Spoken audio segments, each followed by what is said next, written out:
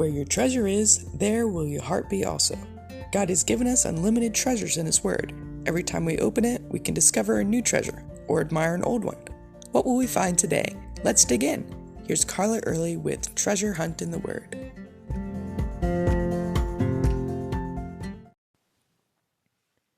Does the enemy fear you? Well, he should. If you know the Lord, you have the power of God in you, and you can do all things through the one who gives you strength. The enemy was certainly scared of Paul. It seemed like everywhere he went, Satan would stir up trouble somehow. The riot in Ephesus in Acts 19 was a good example. The truth about the one and only real God had been spreading throughout Asia. As the people of Thessalonica put it, these who have turned the world upside down have come here also. And Satan wanted this stopped. So he sent fear to get things started.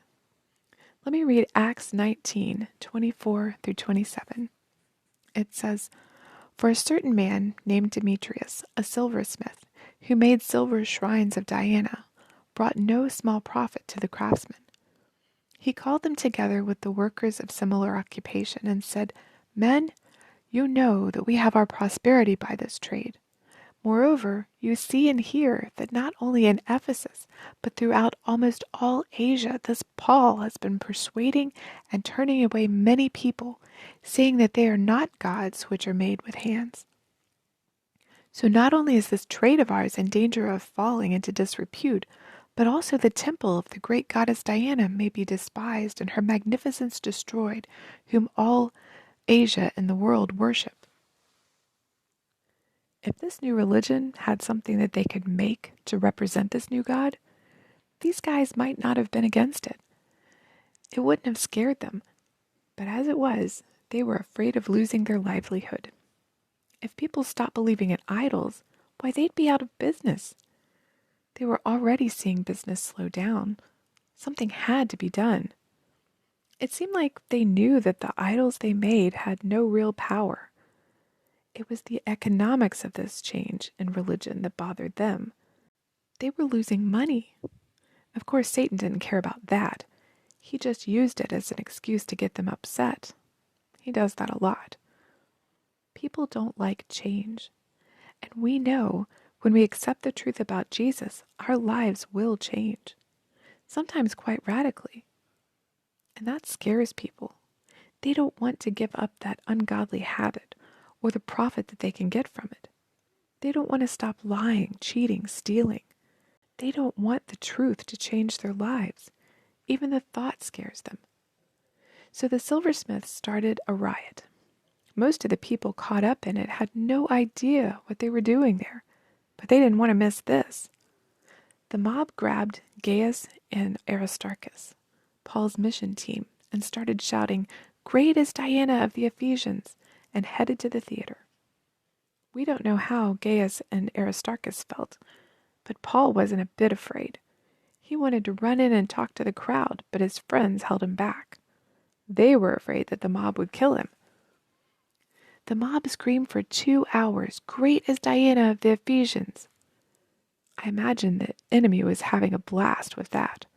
He thought he'd won. He thought he could stir everyone up, make everyone angry and confused, and stop the spread of the gospel. But God had other plans, and He did not even need the Christians to get involved. He took care of it Himself.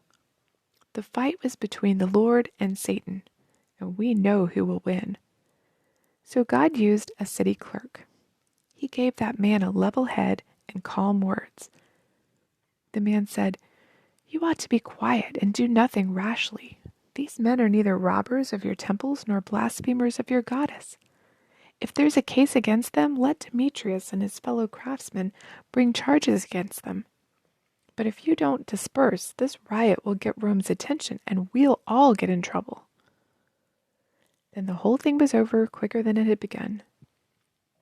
People trickled off, leaving Satan standing there wondering how he lost control so easily, still in fear, knowing he had not stopped the truth.